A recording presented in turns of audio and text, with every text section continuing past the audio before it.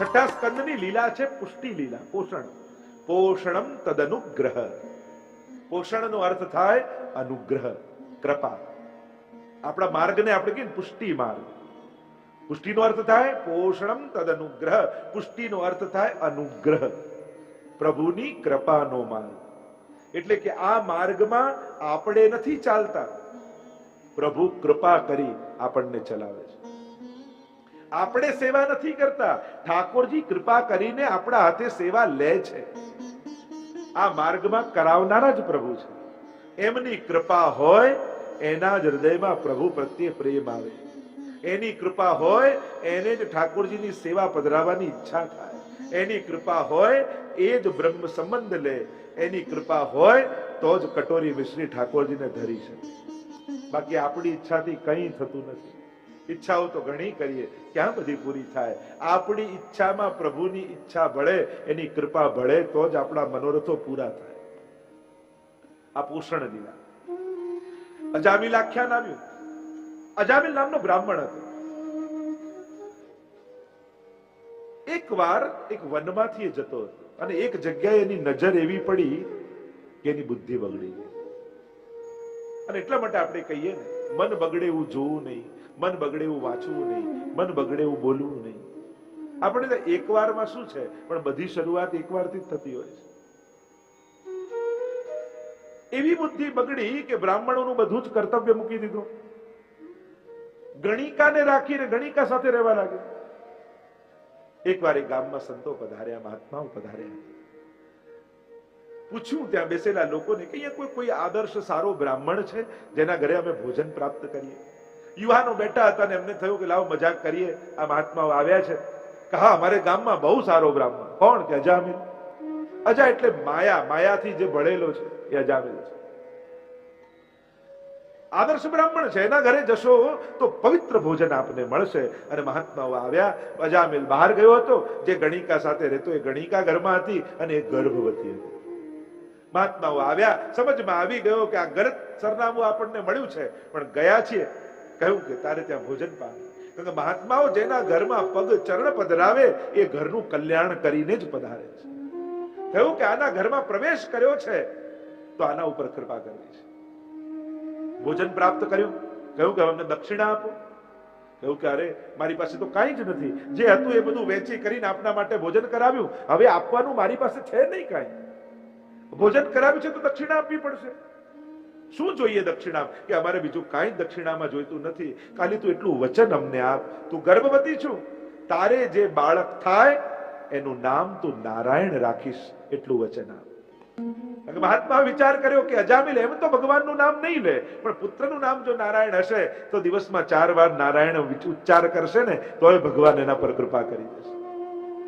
બાળક થયું. અજામિલને બહુ જ પ્રિય છે. આખો દિવસ નારાયણ અહીંયા આવ, નારાયણ આ લાવ, નારાયણ આ કર, નારાયણ અહીંયા જાઓ, નારાયણ નારાયણ નારાયણ નારાયણ આખો દિવસ કર્યા કરે. 88 વર્ષનો થયો અજામિલ. યમદૂતો દેખાયા, ગભરાયો, મારું મૃત્યુ આવ્યું છે, ડર્યો અને પોતાના પુત્રને પુકાર કર્યો, નારાયણ. દીકરાએ તો ન સાંભળ્યું, પણ પરમ પિતાએ સાંભળી લીધું. ભગવાને પોતાના પાર્ષદો મોકલ્યા છે. અહીંયા યમદૂતો આવ્યા છે. યમદૂતોને પાર્ષદોની વચ્ચે ચર્ચા થઈ છે. યમદૂતો કહે, અરે આ પાપી છે, બ્રાહ્મણ હોવા છતાં બ્રાહ્મણનું કર્તવ્ય કર્યું નથી, આને તો યમલોક લઈ જશું. ભગવાનના પાર્ષદો કહે, પણ આને અંત સમયમાં ભગવાનનું નામ લીધું. અજ્ઞાનાદ અથવા જ્ઞાનાદ ઉત્તમ શ્લોક નામ યત સંકીર્તિતમ અઘમ પુંસો દહે દેદો યથાનલ. પાર્ષદોએ તર્ક આપતા કહ્યું કે ભગવાનનું નામ તો અગ્નિ જેવું છે. અગ્નિમાં જાણતા લાકડું નાખો કે અજાણતા પડી જાય, અગ્નિ તો એને બાળી જ નાખે છે. એમ ભગવાનનું નામ જાણતા કે અજાણતા લેવાય એ જીવના સમસ્ત પાપોને બાળી નાખે. ભાઈ કુભાઈ અનખ આલસહુ, કોઈ પણ રીતે લીધેલું ભગવાનનું નામ ક્યારે પણ નિષ્ફળ જતું નથી. અને એટલા માટે એક આદત જ પાડી દો, ભગવદ નામ લેવું એ મન ઉપર આધારિત ન રાખો, એને આદત બનાવી દો. કારણ કે જયારે છેલ્લી ઘડી હશે ત્યારે મન તમારા કંટ્રોલમાં નહીં હોય કે તમને ભગવાનનું નામ લેવાની સૂઝ હોય. પણ જો આદત હશે ને અને છેલ્લી ઘડીએ પણ ડોક્ટર ઇન્જેક્શન મારશે અને દુખશે અને આદત વશ પણ હે હરી નીકળી ગયું તોય ભગવાન તમારો ઉદ્ધાર કરી દેશે. એટલે ભગવાન નામ આદત બની જવું છે. આગળ દક્ષ દ્વારા ભગવાનની સ્તુતિ, નારદજીના શ્રાપની કથા, દક્ષ પ્રજાપતિ 60 કન્યાઓના વંશનું વર્ણન આવ્યું છે. બૃહસ્પતિએ દેવતાઓનું ગુરુપદ ત્યાગી દીધું, ઇન્દ્રએ અપમાન કર્યું, એટલે બૃહસ્પતિએ દેવતા પદ ગુરુપદ ત્યાગી. ગુરુ વગરના થઈ ગયા દેવતાઓ, અને ગુરુ વગરના થવું એટલે ભય. ક્યારે પણ અસુરો ચડાઈ કરીને સ્વર્ગ લઈને વિશ્વરૂપને ગુરુ બનાવે. વિશ્વ ગુરુપદ સ્થાપ્યા અને નારાયણ કવચની વિદ્યા વિશ્વરૂપ્યા. માં અસુર કુળની હતી, એટલે યજ્ઞમાં કંઈ પણ ભાગ આવે તો થોડો અસુરોને આપી દે, અને અસુરોને આપી દેતા. ખબર પડી ઇન્દ્રને, અને એને ગુરુ હત્યા કરી નાખી. બ્રહ્મ હત્યા થઈ.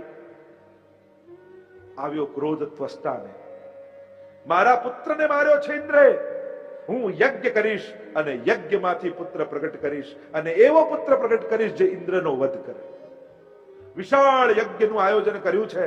સ્વાહા સ્વાહા કરીને ઋષિ મુનિઓ આહુતિઓ આપી રહ્યા છે, પણ યજ્ઞના મંત્રોમાં ભૂલ પડી. ઇન્દ્રને મારે એની જગ્યાએ ઇન્દ્રથી મરે એવો વૃત્રાસુર પ્રગટ થયો.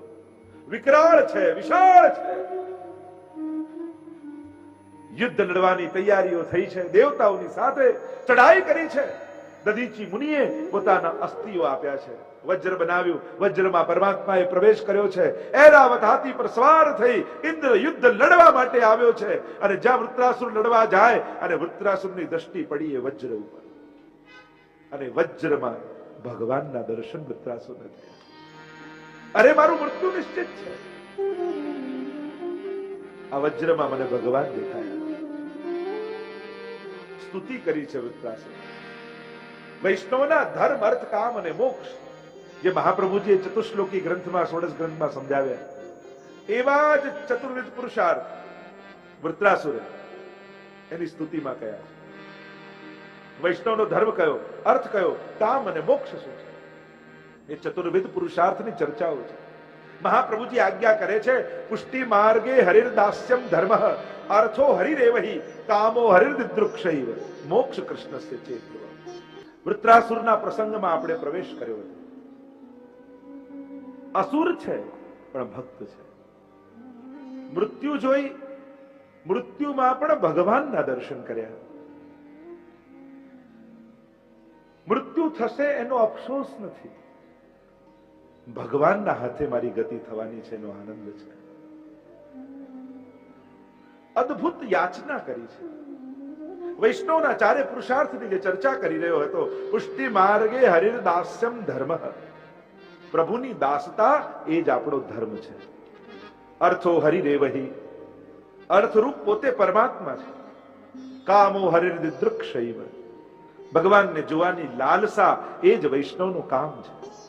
અને મોક્ષ કૃષ્ણસ્ય ચેત ધ્રુવમ, ભગવાનના ચરણમાં ચિત્ત લાગી જવું એ જ વૈષ્ણવની મુક્તિ છે. એક સાધારણ વ્યક્તિના ધર્મર્થ કામ અને મોક્ષ, અને બીજા વૈષ્ણવના ધર્મર્થ કામ અને મોક્ષ બંને બિલગ છે, અલગ છે. અને એટલા માટે અહીંયા ચારે પુરુષાર્થોને બતાવે. અહમ હરે તબ પાદૈક મૂલ, દાસાનુ દાસો ભવિતાસ્મિ ભૂય, મનસ્મરેતા સુપતેર ગુણાસ્તે, ગૃણિત વાક કર્મ કરોતુ કાય. મારું મન આપનું સ્મરણ કરે, મારી વાણી આપના ગુણગાન કરે, આપની સેવા એ જ અમારો ધર્મ છે. પ્રભુ કહે, કંઈક તો મારી પાસે માંગો. વૃત્રાસુર કહેવા લાગ્યા, આપને માંગ્યા પછી આપનાથી માંગવાની ઈચ્છા જ થતી નથી. માંગવાનું કહો તો હું આપને માંગુ છું, કેમ કે આપ જેને મળી ગયા અને જેનું બધું જ છે એ આપણો થયો, તો બીજું શું બાકી? એક ભક્તને ત્યાં ભગવાન ગયા કે લાવો મારા ભક્તની પરીક્ષા કરું.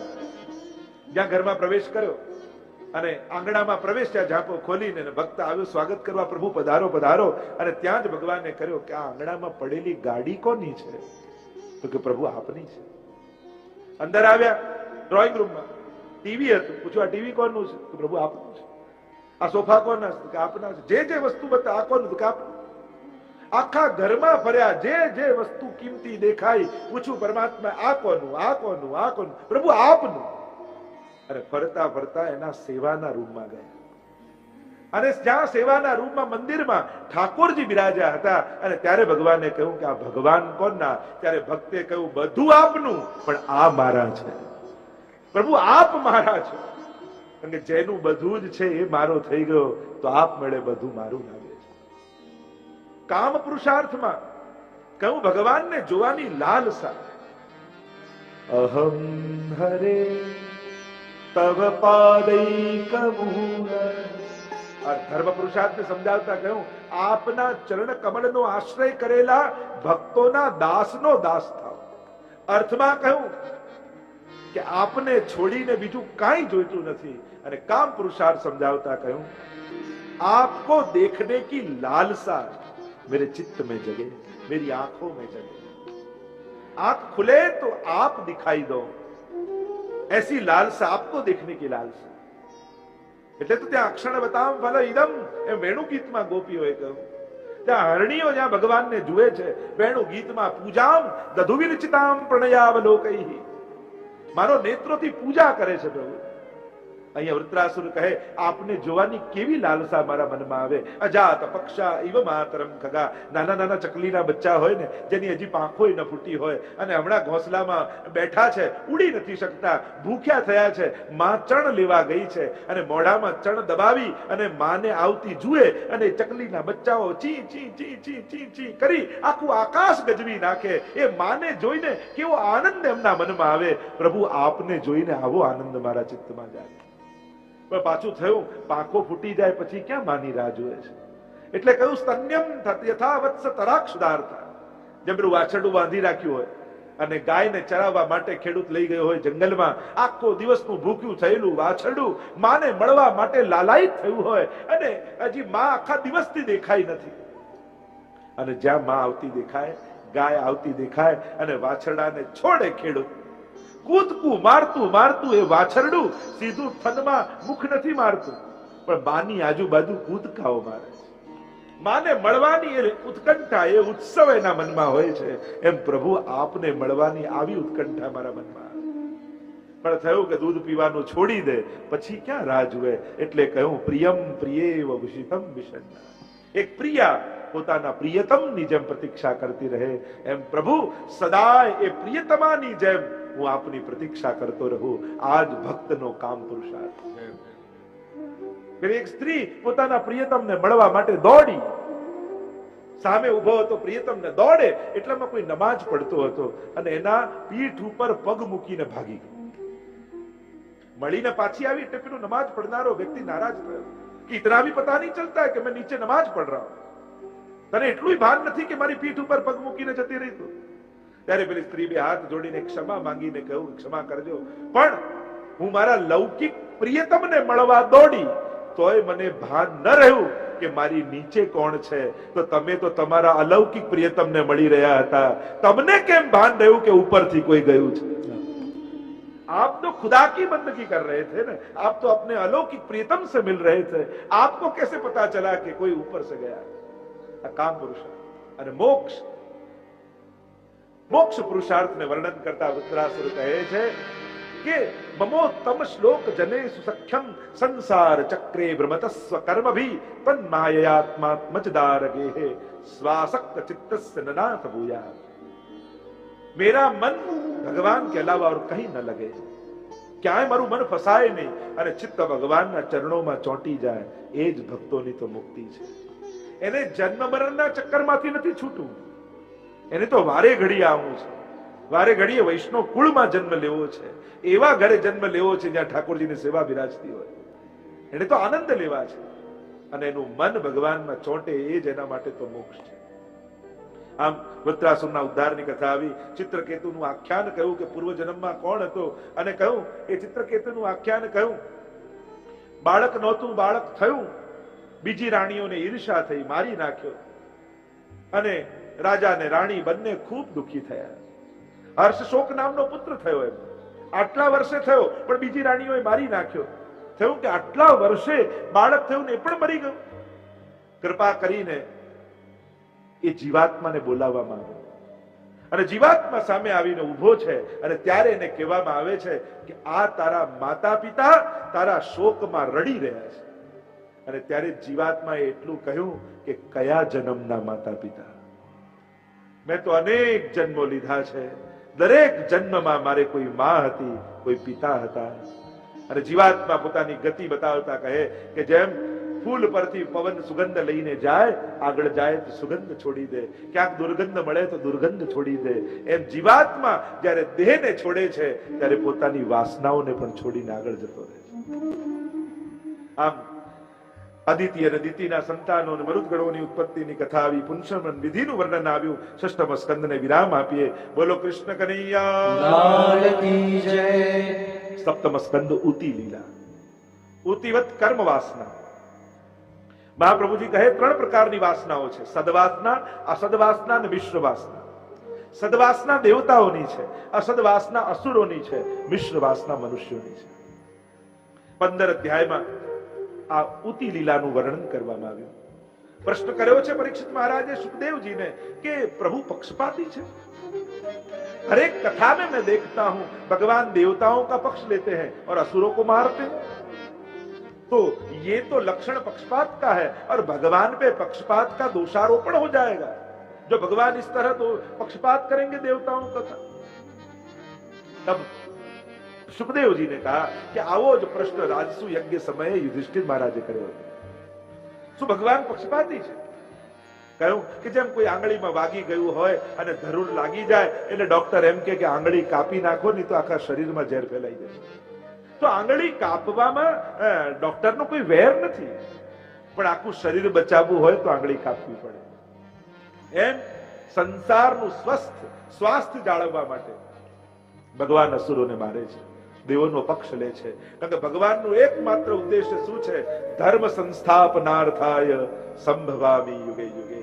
ધર્મનું સ્થાપન જગતમાં થાય એ જ ભગવાનનું પરમ લક્ષ્ય છે. એ દેવોને મારીને થાય કે અસુરોને મારીને થાય, પણ ભગવાનનું મૂળ લક્ષ્ય ધર્મની સ્થાપના છે. ભગવાન કોઈ પક્ષપાત કરતા નથી. એના ઉત્તરમાં પ્રહલાદની કથા સંભળાવી. કયાદુ ગર્ભવતી છે. હિરણ્યકશિપુને એમ થયું કે મારા ભાઈ હિરણ્યાક્ષને વિષ્ણુએ માર્યો, એટલે વિષ્ણુ જોડે મારા ભાઈના વધનો બદલો લઈશ. અને બદલો લેવા શું કરું? તપ કરવા માટે ગયો હિરણ્યકશિપુ. ગર્ભવતી કયાધુને મૂકીને. અને એ ગયો તો છે, પણ કયાધુને નારદજીનો સત્સંગ મળ્યો છે. જેમ પરીક્ષિત મહારાજને ગર્ભમાં ભગવાનના દર્શન થયા હતા, એમ પ્રહલાદને ગર્ભમાં જ સંતનો સંગ મળ્યો છે, સત્સંગ મળ્યો છે. અને ગર્ભમાં જ એની બુદ્ધિ પવિત્ર થઈ ચૂકી છે. ભયંકર તપ કર્યું હિરણ્યકશિપુ. બ્રહ્માજી પ્રસન્ન થયા, માંગે ત્યાં કહ્યું હું અમર બની જાઉં. બ્રહ્માજી કે અમર તો હું નથી, સૃષ્ટિનો લય થાય ત્યારે મારો નાશ થઈ જાય છે. બીજું કંઈક માંગ. કહ્યું કે હું દિવસે ન મરું, રાત્રે ન મરું, ઘરની અંદર ન મરું, બહાર ન મરું, મનુષ્યથી ન મરું, પશુથી ન મરું, અસ્ત્રથી ન મરું, શસ્ત્રથી ન મરું, 12 મહિનામાં ન મરું, આકાશમાં ન મરું, જમીનમાં ન મરું. અને બ્રહ્માજીએ કહ્યું તથાસ્તુ. હું તો જ્યારે જ્યારે પ્રહલાદની કથા કહું યા વાંચું તો મને એક જ વિચાર આવે કે કેવા પ્રતિબંધોમાં પણ ભક્ત પર કરુણા કરવા માટે ભગવાન કેવા રસ્તાઓ ગોતી લે છે. એવું વરદાન માંગ્યું જાણે બધા જ રસ્તા બંધ, છતાંય ભક્ત સુધી પહોંચવા માટે ભગવાને રસ્તો કાઢી લીધો. અને એટલા માટે ભક્તોએ ભરોસો રાખવો ભગવાન પર. તમને એવું લાગતું હોય કે મારા બધા જ દરવાજાઓ બંધ થઈ ગયા, પણ યાદ રાખજો કોઈ એક બારી તો ભગવાને ખુલ્લી રાખી જશે, અને એ બારીએથી ભગવાન તમારા સુધી પહોંચી જશે કૃપા કરવા માટે. એટલે ક્યારે પણ ગમે તેવા સંજોગો આવે ભગવાન પરથી ભરોસો ઉઠાવવો નહીં. એ ક્યાંથી રસ્તો કાઢી લેશે, કોઈને ને કોઈને નિમિત્ત બનાવી લેશે. અને એટલા માટે ભરોસો નહીં ગુમાવો. સંજોગો બગડે પણ ભરોસો નહીં બગડવા દે. વરદાન માંગ્યું અને હવે તો એમ થઈ ગયું કે રાજા જ ભગવાન છે. પ્રજામાં ઢંઢેરો પીટાવી દીધો. ભક્તિ કરવી હોય, આરાધના કરવી હોય તો રાજાના નામનું કરો, નામ લેવું હોય તો મારું નામ લો, હું જ ભગવાન છું. પ્રહલાદ મોટા થયા અને અસુર નીતિ ભણવા માટે શુક્રાચાર્યના શિષ્યોને બોલાવ્યા છે. રોજ અસુર નીતિ ભણાવે, પણ જ્યાં ગુરુજી ભણાવીને જાય બધા બાળકોને ભેગા કરીને ભગવાનનું નામ પ્રહલાદજી લે છે. રાજાને એમ થયું હિરણ્યકશિપુને કે મારો દીકરો આટલા સમયથી ભણે છે, લાવ પૂછું તો ખરા શું ભણ્યો. બોલાવ્યો સભામાં, ખોળામાં બેસાડ્યો, કહ્યું બેટા બતાવો શું ભણ્યો. ત્યારે કહું પિતાજી પ્રભુની ભક્તિ 9 પ્રકારની હોય છે. શ્રવણમ કીર્તનમ વિષ્ણોઃ, સ્મરણમ પાદ સેવનમ, અર્ચનમ વંદનમ દાસ્યમ, સખ્યમ આત્મનિવેદનમ. આવ્યો ક્રોધ, અરે આ બધું ક્યાંથી શીખીને આવ્યો. બોલાવ્યા ગુરુદેવને ને કહ્યું ગુરુજી આને અસુર નીતિ ભણાવો, આ ભક્તોના લક્ષણ ક્યાંથી આવે છે આની અંદર. ભણાવવા લાગ્યા અસુર નીતિ. થોડા સમય ગયા, પાછો બોલાવ્યો, કહ્યું કે પ્રહલાદ શું શીખ્યો. કહ્યું કે જાકે પ્રિય ન રામ વૈદેહી, તાહી તજીએ કોટી સમ બેરી, જદ્યપી પરમ સ્નેહી. અરે જે ભગવાનને પ્રેમ ન કરતો હોય ને ગમે તેટલો નિકટનો સગો હોય પણ એને વેરી જાણવો. અરે પિતાને આવ્યો ક્રોધ કે આ બધું શીખીને ક્યાંથી આવે. ભગવાનનું નામ છોડ વરના તને મારી નાખીશ, ભૂલી જઈશ કે તું મારો દીકરો છું. પિતાજી બચાવનારો ભગવાન છે, જીવાડનારો ભગવાન છે અને મારનારો ભગવાન છે. આપણે કાંઈ જ કરવા સમર્થ નથી. અર્જુનને આ જ તકલીફ થઈ ને, એને એમ થયું કે હું મારીશ તો બધા મરી જશે, પણ ભૂલી ગયો કે જેને બચાવનારો ભગવાન હોય એને કોઈ મારી શકતું નથી, અને જેને મારવાનું ભગવાને નક્કી કર્યું હોય એને કોઈ બચાવી શકતું નથી. આજ તો અહંકાર અર્જુનનો દૂર કરવો છે ને ભગવાને. એને 2 અહંકાર થયા, એક હું મારીશ તો મરી જશે, અને બીજો અહંકાર એ થયો જે એને ન દેખાયો કે હું નહીં મારું તો બચી જશે. અરે તું કોણ નહીં મારનારો ને તું કોણ મારનારો. કહ્યું ભગવાનનું નામ છોડ વરના મારીશ. અનેક ઉપાયો કર્યા, કુવામાં નાખ્યા, હાથીના પગ નીચે કચડાવ્યા, હોલિકાને ખોળામાં આપ્યા, પણ જેને બચાવનારો ભગવાન હોય એને કોણ મારી શકે. થાક્યો હિરણ્યકશિપુ, સભામાં ઉભો કર્યો પ્રહલાદને, એક થાંભલાને અગ્નિથી તપાવ્યો, એટલો તપાવ્યો કે લાલ ચોળ તાંબાનો થઈ ગયો. થયું કે હવે નહીં માને તો એને કહીશ કે ભેટ આને, એટલે ત્યાંનો ત્યાં બળીને ખતમ થઈ જાય.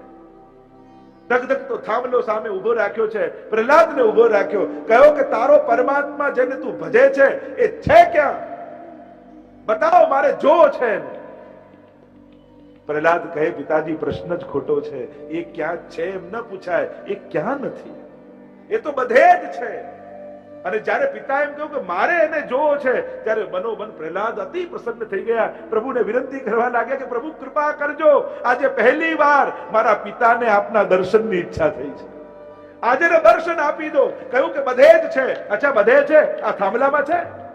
હા પિતાજી, મારા પિતા થાંભલામાં પણ છે મારો ભગવાન. તો થાંભલામાં હોય તો ભેટ જઈને એને, અને એક એક ડગલું ભગવાનનું નામ લેતો લેતો પ્રહલાદ થાંભલા તરફ આગળ વધવા લાગ્યો. અગ્નિ કુંડોમાંથી અગ્નિ પ્રજ્વલિત થવા લાગ્યા, વેદ મંત્રોના ગાન ઋષિઓ કરવા લાગ્યા, પવનો ફૂંકાવા લાગ્યા, ચારે બાજુ દિશાઓ દૈદીપ્યમાન થવા લાગી, ગુર્રાટીઓના શોર થાંભલામાંથી સંભળાવા લાગ્યા. અને પ્રહલાદ આગળ વધતા વધતા જ્યાં થાંભલાને બાથ બીડી કડાક દઈને ચોર થયો, અને નરસિંહ ભગવાનનું પ્રાગટ્ય થયું. લાલ લાલ આંખોમાં ક્રોધાયમાન પરમાત્મા થઈ રહ્યા છે, કેસવાળીઓ ઉડી રહી છે. અને જ્યાં હિરણ્યકશિપુએ જોયા એ નરસિંહ ભગવાનને નર અને સિંહનું રૂપ લઈને આવ્યા છે, પોતાની ગદા ઉપાડીને મારવા દોડ્યો. ભગવાને ગોદમાં લઈ લીધો, અને ગોદમાં લઈને ઉંબરા પાસે આવ્યા, પોતાની ગોદમાં સુવડાવ્યો.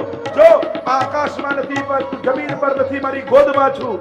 મારી સામે જો, હું નર નથી, પશુ નથી. તું જો, તું ઘરની અંદર નથી, બહાર નથી, ઉંબરા પર છું. મારા નખોને જો, આ અસ્ત્ર નથી, શસ્ત્ર નથી. આ 12 મહિનામાં એકે મહિનો નથી, અધિક માસ ચાલે છે. હમણાં દિવસ નથી, રાત નથી, સંધ્યાકાળ છે. નખોને ભીતર ઘુસાડી ચીરી નાખ્યો. હિરણ્યકશિપુનો વધ થયો. આકાશમાં દેવતાઓ વિમાન લઈને આવી ગયા, પુષ્પ વર્ષા કરવા લાગ્યા. નરસિંહ ભગવાન કી જય હો, નરસિંહ ભગવાન કી જય હો. ચારે બાજુ ત્રિલોકમાં જય જયકાર પરમાત્માના થયા. એવા ક્રોધાયમાન પરમાત્મા છે કે બધા ગભરાયા કે હમણાં ત્રિલોકનો લય થઈ જશે, પ્રલય થઈ જશે જો ભગવાન શાંત ન થયા. એમના ક્રોધમાં એટલી અગ્નિ છે કે ત્રિલોક બળીને ખાક થઈ જશે. કેમ કરીને એમને શાંત કરવા? દેવતાઓ તો સ્વરૂપ જોઈ જોઈને ભાગ્યા. લક્ષ્મીજીને કહ્યું, લક્ષ્મીજી કે હમણાં મનાવીશ. જ્યાં મનાવવા જોઈએ ને ભગવાને ગુર્રાટી કરી, લક્ષ્મીજી ભાગ્યા. અરે કોણ મનાવે? બધાએ નક્કી કર્યું કે પ્રહલાદને કહીએ. જેના માટે ભગવાને આ રૂપ ધર્યું છે એ જ ભગવાનને શાંત કરશે. પ્રહલાદ પાસે આવ્યા અને પ્રહલાદને કહ્યું તું મનાવ ઠાકોર. અને પ્રહલાદ 2 હાથ જોડી ધીરે પગલે પરમાત્માની પાસે આવીને નિર્ભય બની અને ઉભો રહી ગયો. અને પ્રહલાદને જોઈ ભાગવતી એમ લખે છે કે પરમાત્માની આંખમાંથી અશ્રુપાત થવા લાગ્યા. ભગવાને એને ઉપાડીને પોતાની ગોદમાં બેસાડી અને ગાય પોતાના વાછરડાને જીભથી ચાટીને વહાલ કરે એમ પરમાત્મા સિંહ રૂપે પ્રહલાદને ચાટવા લાગ્યા.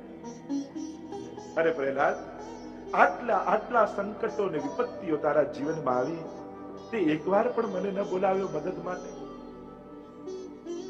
કહ્યું સવઈ વણી કહ, ભક્તિ કરીને જે કઈ માંગે ને એ ભક્તની પણ વેપારી કહેવાય. પ્રભુ આપ કેવા કૃપાળુ છો, આપ તો સમય આવો જ છો, મને ભરોસો છે. પ્રભુ કહેવા લાગ્યા પ્રહલાદ, તું મારી પાસે કંઈક માંગ. જીવ આવે તો કઈ લઈને જાય ને ભગવાન આવે તો કંઈક આપીને જાય. મારી ઈચ્છા છે કે હું તને કંઈક આપું. પ્રહલાદ વારે ઘડીએ ના કહે છે, પ્રભુ મારે કાંઈ નથી. પ્રભુ કહે કે મારી ઈચ્છા છે તને કંઈ આપવાની. બહુ આગ્રહ પ્રભુએ કર્યો ત્યારે પ્રહલાદે કહ્યું, આપ માંગવાનું કહો છો તો એટલું માંગુ છું કે એવી કૃપા કરો કે આજ પછી ક્યારે પણ આપની પાસે માંગવાની ઈચ્છા જ ન થાય, એવું વરદાન મને આપો. પ્રભુ કહે, પણ હું તારા ઉપર કૃપા કરવા માંગુ છું. તારી કામના નથી, પણ આપીને મને ભગવત્તાનો આનંદ આવશે. હું ભક્તને આપું છું એ ભક્તની લાલસા જોઈને યા ભક્તની ઈચ્છા જોઈને નથી આપતો, પણ જેમ એક માને પોતાના બાળકને પયપાન કરાવીને માતૃત્વનો આનંદ આવતો હોય છે, એમ આપીને મને મારી ભગવત્તાનો આનંદ આવે છે. હું આપવા માંગુ છું. ત્યારે પ્રહલાદે બે હાથ જોડીને કહ્યું, જો આપ આપવા માંગતા હો તો એટલું માંગુ છું કે મારા પિતાની અધોગતિ ન થાય, એવી કૃપા કરો. કહ્યું કે તારા જેવો બાળક કોઈના ઘરે થાય ને એની તો 21 પેઢીઓ એમને તરી જાય. 7 પિતા પક્ષની, 7 માતા પક્ષની ને 7 સસુર પક્ષની. તારા જેવો સંબંધી કોઈના ઘરે હોય ને એના કુળ તારી દેતા હોય. સુંદર સ્તુતિ પ્રહલાદજીએ કરી છે. પ્રભુ આપ કોઈ સાધનથી પ્રસન્ન થતા નથી, આપ તો કેવલ પ્રભુના ભક્તોના વિશુદ્ધ પ્રેમથી પ્રસન્ન થાવ છો. પ્રીતમ પ્રીત હિતે પૈયે યદ્યપિ રૂપ ગુણ શીલ સુઘડતા ઇન બાત ન દીજઈ. પ્રભુ આ બધા સાધનોથી આપ રાજી નથી થતા, આપ ભક્તનો પ્રેમ જુઓ છો. આગળ ત્રિપુર દહન, માનવ ધર્મ, વર્ણ ધર્મ, સ્ત્રી ધર્મના ઉપદેશો આપવામાં આવ્યા. સપ્તમ સ્કંદને વિરામ આપીએ. બોલો ગોવર્ધન નાથ કી જય.